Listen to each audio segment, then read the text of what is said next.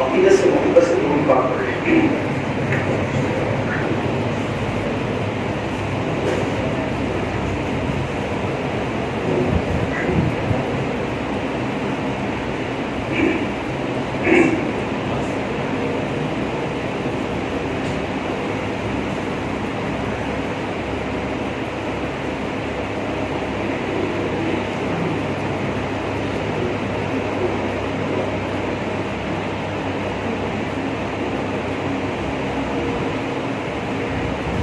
تمام تعریفیں اس ذات وحدہ لا شریک کے لیے ہیں جس ذات نے مجھ اور آپ کو اپنے گھر میں آنے کی توفیق عطا فرمائی۔ لاکھوں کروڑوں درود و سلام اس بات ہستی پر جس کا نام نامی اس کے گرامی سے نگراں محمد رسول اللہ صلی اللہ علیہ وسلم ہے۔ محترم سامعین، آج ہماری گفتگو کا عنوان وہ توبہ و استغفار ہے، اور اس کے ساتھ ساتھ انشاءاللہ العزیز صدقۃ الفطر کے متعلق اور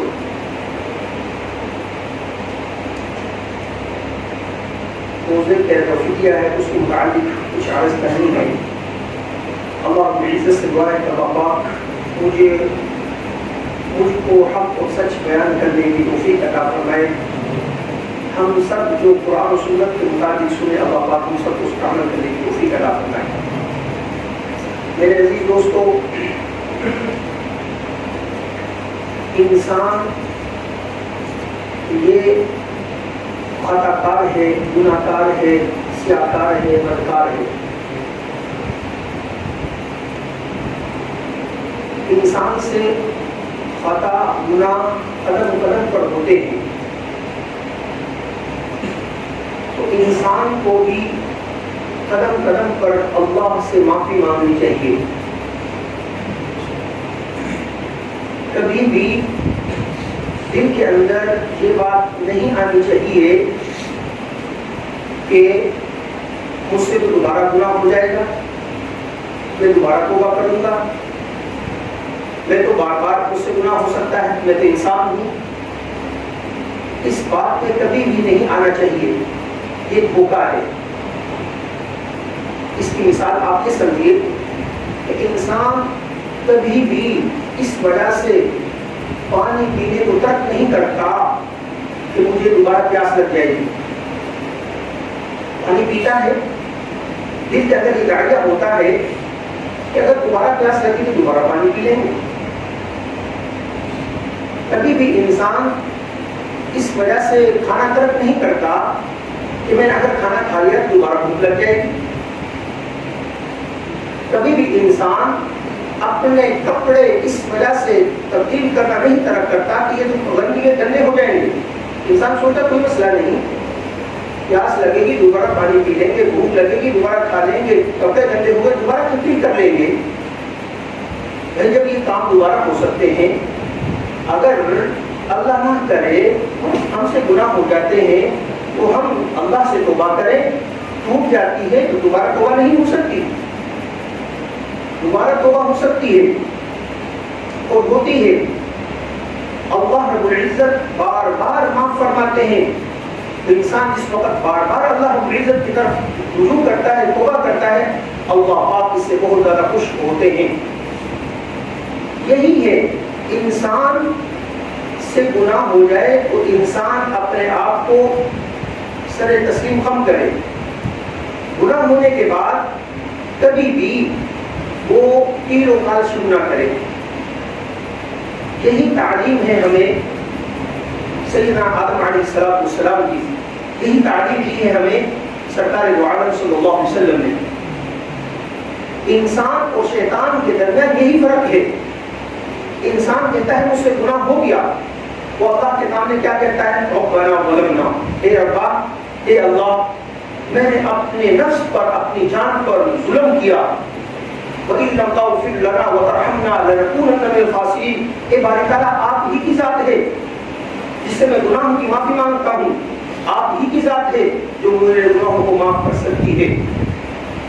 اگر آپ نے معاف نہ کیا تو میں خسارہ اٹھانے والوں میں شامل ہو جاؤں گا۔ اب دیکھیں، یہ تو ہے انسان جو اپنے گناہ کا اقرار کرتا ہے، اللہ سے معافی مانگتا ہے، دوسری طرف شیطان وہ کہتا نہیں، چونکہ اس لیے اس وجہ سے مجھ سے یہ گناہ ہوا، بس وہ اپنی عقلی دوڑے اڑاتا ہے، عقلی دلائل پیش کرتا ہے، اس وجہ سے شیطان وہ کیا ہوا، محدود ہوا۔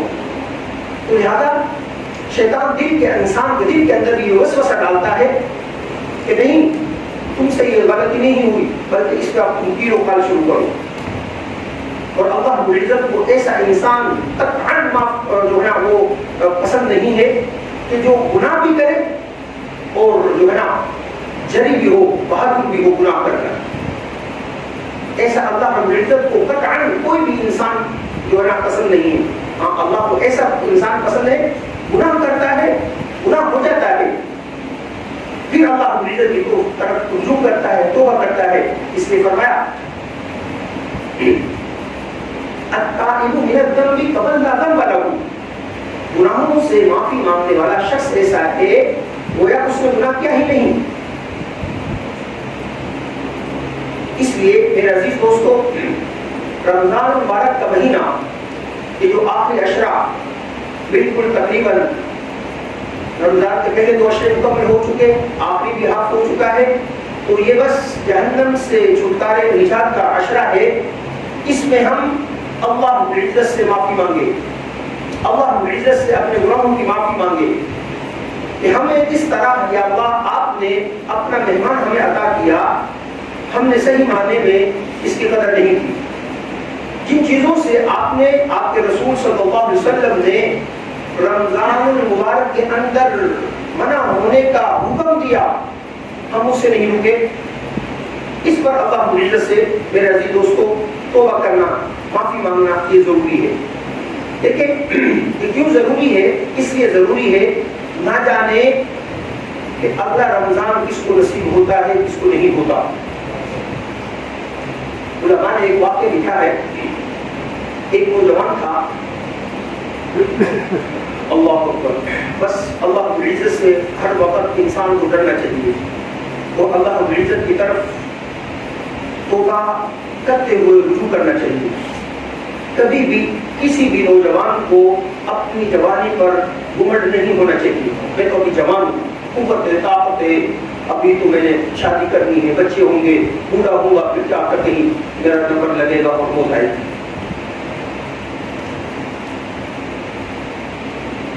شام کے علاقے کا واقعہ ہے کہ ایک نوجوان تھا، عام نوجوان نہیں تھا بلکہ مسجد کا مؤذن تھا۔ پہلے زمانے میں آپ بہتر جانتے ہیں، کچھ لوگ باہر جا کر اذان دیا کرتے تھے، اس کو لاؤڈ اسپیکر نہیں، یا اونچے کسی مقام پر جا کر جو ہے نا اذان دیا کرتے تھے۔ ایک زمانہ آیا جس وقت مینار بننے شروع ہوئے، تو بڑے بڑے مینار بنتے تھے، ان کے اندر اوپر کھڑے ہو کر اونچی بلند مقام پر جا کر جو ہے نا اذان دیا کرتے تھے۔ یہ نوجوان بس جس وقت اللہ رب العزت کی طرف سے پکڑ آئی، یہ نوجوان مینار کے اوپر چڑھا۔ کس لیے چڑھا؟ اذان دینے کے لیے چڑھا، لوگوں کو کامیابی کی طرف بلانے کے لیے چڑھا، لوگوں کو اللہ وحدہ لا شریک کی طرف بلانے کے لیے چڑھا۔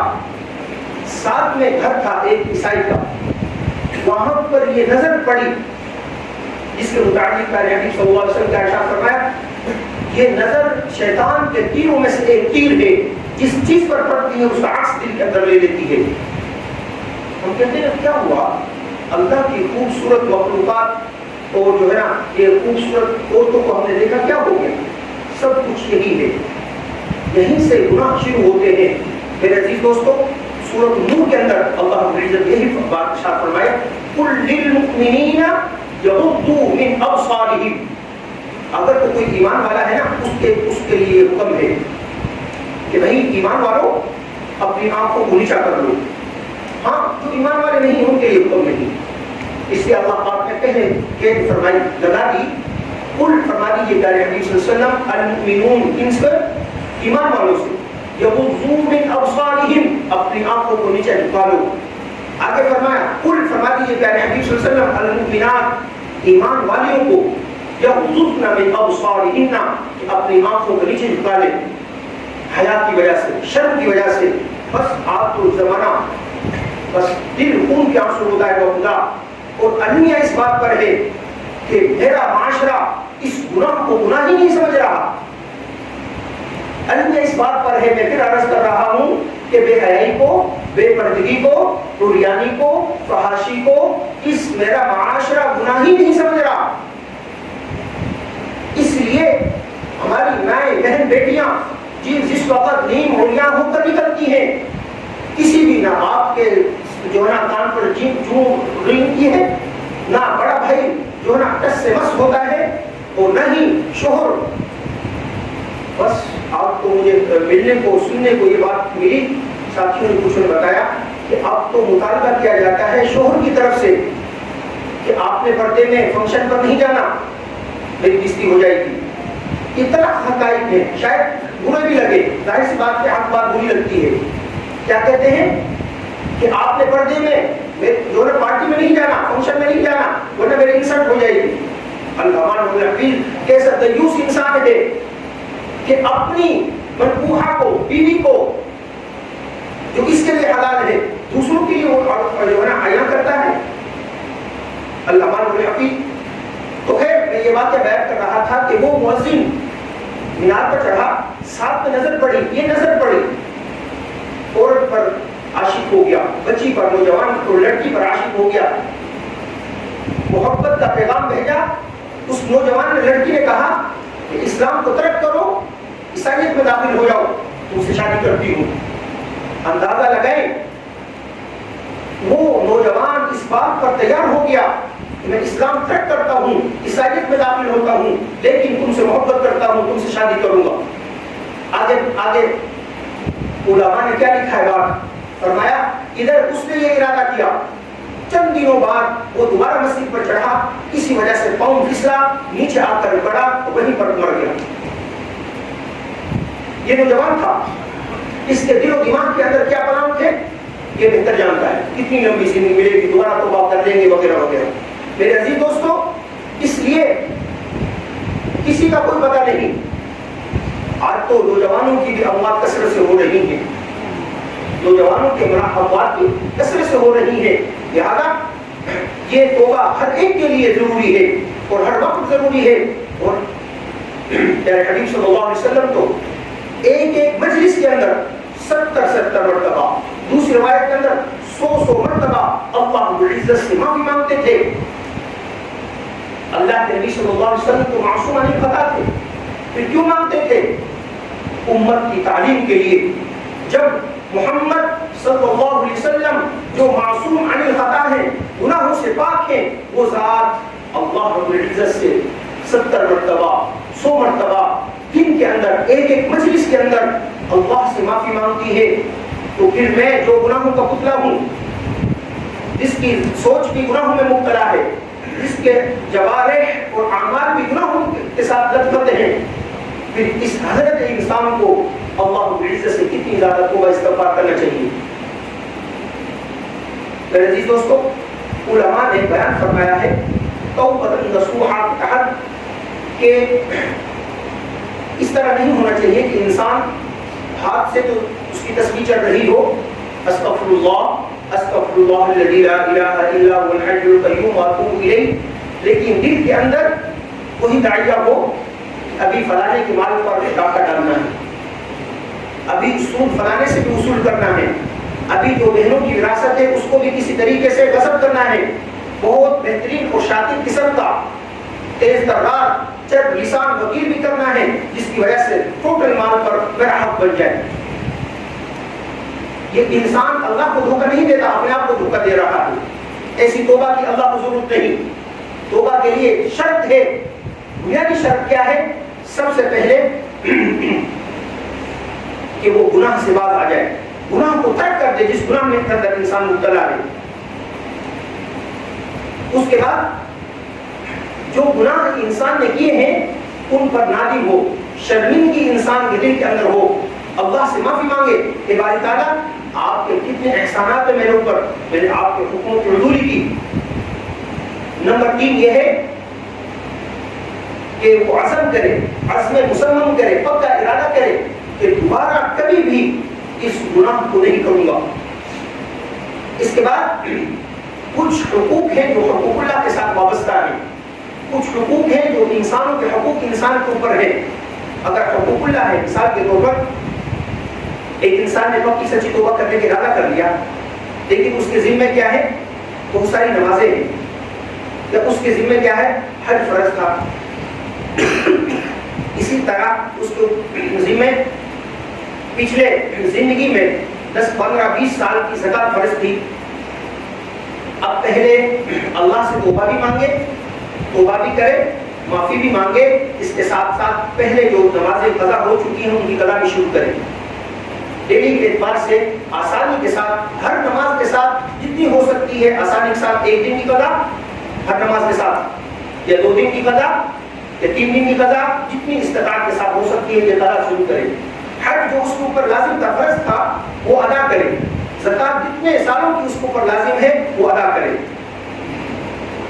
اگر حقوق العباد وابستہ ہیں، لوگوں کے حق ہیں، کسی کو گالی دی ہے، کسی کی غیبت کی ہے، کسی کو قتل کیا ہے، اس سے جا کر معافی مانگے۔ قصاص کے لیے اگر اس کے ورثاء تیار ہے تو قصاص کے لیے اپنے آپ کو پیش کرے، کوئی مسئلہ نہیں۔ دنیا کے اندر قتل کر دیں گے نا، قصاص کے بدلے قتل ہو جائیں گے، کوئی مسئلہ نہیں، لیکن آخرت کے اندر اگر ورثاء دیت کے قائل ہیں اور کہتے ہیں کہ ہمیں دیت دی جائے تو دیت دے۔ اسی طرح اگر کسی کا مال غصب کیا ہے ناجائز طریقے سے، وراثت غصب کی ہے ناجائز طریقے سے، یہ میں بات اس لیے بار بار عرض کرتا ہوں کہ ظلم در ظلم یہ ہے کہ باپ کی وفات کے بعد بیٹوں کے آگے بچے جوان ہو جاتے ہیں لیکن وراثت تقسیم نہیں ہوتی، کوئی شخص مطالبہ ہی نہیں کر سکتا۔ اگر بڑا بھائی ہے تو وہ ازدہا بن کر مال پر بیٹھا ہوا ہے اور کھا رہا ہے، اپنے بچوں کو کھلا رہا ہے، نہ بہن مطالبہ کر سکتی ہے نہ بھائی چھوٹے مطالبہ کر سکتے ہیں۔ قرآن کریم نے خود اس کو بیان فرمایا ہے، سورۃ النساء 2 رکوع اسی کے متعلق ہے۔ اللہ کریم نے خود وراثت کے مسائل کو بیان فرمایا ہے۔ تو اگر کسی کے حقوق وابستہ ہیں، بہنوں کے ہیں، بھائیوں کے ہیں، ان کو ان کا حصہ دیا جائے، معافی مانگی جائے، پھر اللہ رب العزت سے معافی مانگی جائے۔ اللہ رب العزت معاف کرنے والے ہیں، اللہ رب العزت کی ذات معاف فرما کر خوش ہوتی ہے۔ لیکن یہ تو پیارے حبیب صلی اللہ علیہ وسلم کی امت کے، اللہ کے نبی صلی اللہ علیہ وسلم نے جو اس امت کی دعائیں کی ہیں، خدا کی قسم ہم پیارے حبیب صلی اللہ علیہ وسلم کا کبھی بھی دین نہیں دے سکتے۔ یہ ان کی دعائیں ہیں کہ پہلی امتوں نے ایک ایک گناہ کیے، اللہ رب العزت نے اس کے جرم میں ان کو تباہ و برباد کر دیا۔ قرآن کریم بھرا پڑا ہے واقعات سے، آپ خود مطالعہ فرمائیں۔ اس امت کے اندر بیک وقت تمام گناہ جو پہلی امتوں کے اندر فرد تھے، ایک گناہ تھے، سب گناہ اس امت کے اندر جمع ہے۔ کیا یہ امت سود نہیں کھا رہی؟ علی اعلان کیا اس قوم کے مزدور اور نچلا طبقہ تک ناپ توڑ میں کمی نہیں کر رہا؟ کون سے گناہ ہیں؟ کیا اس امت کے اندر، اس ملک کے اندر جو اسلام کے لیے حاصل کیا گیا،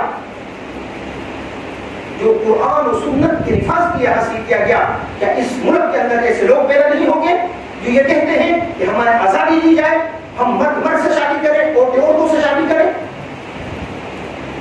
آج ہمارا کیا ہوا میرے اور آپ کے سامنے، زیادہ تفصیلات میں جانے کی ضرورت نہیں۔ وہ لوط نے یہ جرم کیا نا، یہ جرم کیا، اللہ رب العزت نے اپنے فرشتے کو حکم دیا کہ ایسا برا کبیر عمل ہے، اس بستی کو اپنے پر اٹھاؤ، آسمانوں پر لے جاؤ۔ وہ وہاں سے پٹک مارا۔ یہ میں آپ کو باہر ممالک کی بات نہیں کر رہا، یہ اس ملک کی بات کر رہا ہوں جو کلمہ کے نام پر حاصل کیا گیا، جو قرآن کے نام پر حاصل کیا گیا، جو محمد عربی صلی اللہ علیہ وسلم کے نام پر حاصل کیا گیا، کہ یہاں پر قرآن و سنت نفاذ ہوگا بس۔ کیا کیا کہتے ہیں؟ کیا اس امت کے اندر سیدنا موسیٰ علیہ السلام کی قوم جو ہے نا وہ بتوں کی پجاری بن گئی، اس بچڑے کی پوجا کرنا شروع کر دیا؟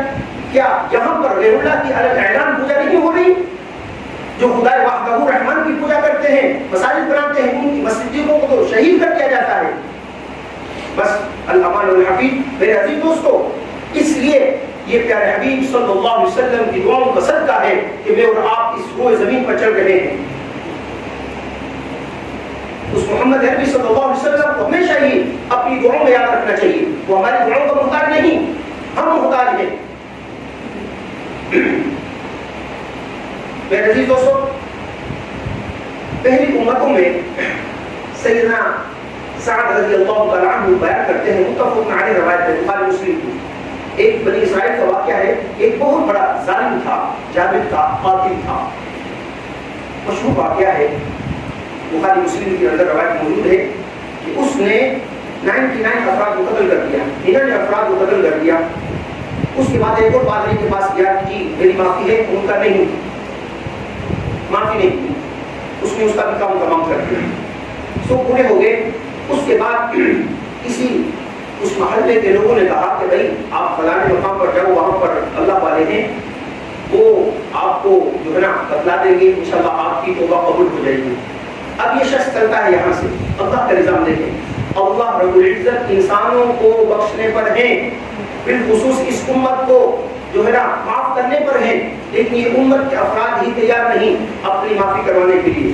اس لیے تو اللہ رب العزت نے اس امت کو رمضان مبارک کا جیسا عظیم مہینہ عطا فرمایا، اس لیے تو اس امت کو آخری عشاء عطا فرمایا، اس لیے تو اس امت کو جو ہے شب قدر عطا فرمائی جو 1000 مہینوں سے بہتر ہے، وہ عطا فرمائی. اب وہ شخص چلتا ہے، اللہ کا نظام قدر قضا آتی ہے، اس کی موت باقی ہو جاتی ہے. اللہ رب العزت براہ راست زمین کو حکم دیتے ہیں کہ زمین سکڑ جا. جس طرف وہ جا رہا تھا وہ زمین سکڑ جاتی ہے، چھوٹی ہو جاتی ہے، کم ہو جاتی ہے. اور جس طرف سے جا رہا تھا وہ زمین کو حکم دیتے ہیں وہ لمبی ہو جاتی ہے. جس وقت جنت اور جہنم کے فرشتے دونوں آئے، فیصلہ کس طرح کیا جائے کہ بھئی یہ تو بدبخت تھا، گناہگار ہے. دوسروں نے کہا نہیں، یہ توبہ کی طرف جا رہا تھا، اس نے بہت سے توبہ کر لی، اس کو ہم لے کر جائیں گے. تو فیصلہ ایک بات پر ہوا کہ بھئی زمین کو ماپا جائے. کتنا قریب تھا؟ اگر توبہ کے زیادہ قریب تھا تو پھر اس کو جنت والے لے جائیں گے. اللہ رب العزت نے زمین کو حکم دیا، صرف وہ جو زمین تھی جس طرف توبہ کے لیے جا رہا تھا وہ ایک بالشت اس زمین سے زیادہ ہو گئی. اللہ رب العزت نے اس شخص کو معاف فرما دیا. دیکھیں یہ بنی اسرائیل کے گناہگار کا واقعہ ہے. میرے عزیز دوستو، یہ تو پیارے حبیب صلی اللہ علیہ وسلم کی امت تھے. لیکن میں بات یہ پھر عرض کروں کہ انسان کو جری نہیں ہونا چاہیے، بہادر نہیں ہونا چاہیے. اس خیال سے، اس نیت سے توبہ کرتے ہیں پھر جو ہے نا جا کر بدماشی کریں گے. لیکن یہ انسان اپنے آپ کو دھوکہ مت دے. اور انسان جو اپنے آپ کو دھوکہ دیتا ہے اس سے بڑا بیوقوف دنیا کے اندر کوئی نہیں ہے. اس لیے میرے عزیز دوستو، یہ مہینہ ہی اللہ رب العزت کی طرف سے مغفرت کا مہینہ ہے، توبہ استغفار کا مہینہ ہے. اللہ رب العزت نے قرآن کریم کے اندر متعدد مقامات پر توبہ استغفار کے فضائل بیان فرمائے ہیں. فرمایا کہیں پر فرمایا فَقُلْتُ اسْتَغْفِرُوا رَبَّكُمْ إِنَّهُ كَانَ غَفَّارًا. سیدنا نوح علیہ السلام سے فرمایا کہ اپنی قوم سے کہیے کہ یہ اپنے رب سے معافی مانگے. إِنَّهُ كَانَ غَفَّارًا، ان کا رب ان کو بخش دے گا، معاف فرما دے گا. يُرْسِلِ السَّمَاءَ عَلَيْكُمْ مِدْرَارًا، اس وقت یہ اللہ سے معافی مانگیں گے، توبہ کریں گے، اللہ پھر کیا فرمائیں گے؟ يُرْسِلِ السَّمَاءَ عَلَيْكُمْ مِدْرَارًا، آسمان سے موسلادھار بارش نازل ہوگی. آپ جانتے ہیں جس وقت موسلادھار بارش ہو تو پھر کیا ہوتا ہے؟ ہر طرف ہریالی ہوتی ہے، جو نا قحط سالی ختم ہو جاتی ہے، اور انسان کو درکنار پھر چرند اور پرند اور حیوانات بھی جو ہے نا خوشحالی محسوس کرتے ہیں. وَيُمْدِدْكُمْ بِأَمْوَالٍ وَبَنِينَ، اللہ رب العزت ارشاد فرمایا کیا ہوگا؟ اللہ رب العزت تمہاری اولاد نرینہ کے ذریعے اور مال کے ذریعے تمہاری مدد فرمائیں گے. وَيَجْعَلْ لَكُمْ أَنْهَارًا، تمہارے لیے نیک جاری فرما دیں گے.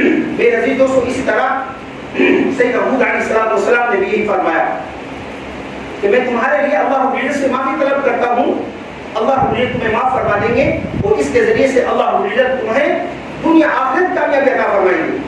کہیں پر فرمایا وَمَنْ يَتَّقِ اللَّهَ يَجْعَلْ لَهُ مَخْرَجًا وَيَرْزُقْهُ مِنْ حَيْثُ لَا يَحْتَسِبُ. جو شخص تقوی اختیار کرے گا، تقوی اس کی طرح میں ہے دل کے اندر یہ داعیہ پیدا ہو جائے، یہ جو میں عمل کر رہا ہوں اس سے میرے اللہ راضی ہوتے ہیں یا ناراض ہوتے ہیں. اگر راضی ہوتے ہیں تو وہ عمل کرے، ناراض ہوتے ہیں تو اس عمل کو ترک کر دے. ہر مقام پر، ہر جگہ پر یہ مقامات ایسے ہیں کہ انسان دوسرا انسان نہیں دیکھتا، انسان کو صرف اس کی ذات اور اللہ کی ذات ہوتی ہے.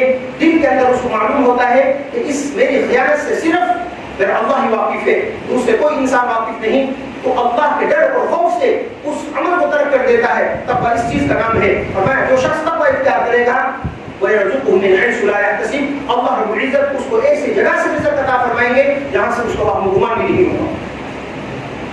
میرے عزیز دوستو، رمضان مبارک کے قیمتی لمحات ہیں، ان میں ہم اجتماعی طور پر جو ہے نا اللہ رب العزت کی طرف توبہ کریں اور معافی مانگے، اللہ رب العزت مجھے اور آپ کو کوئی امت مسلمہ کو معاف فرما دے۔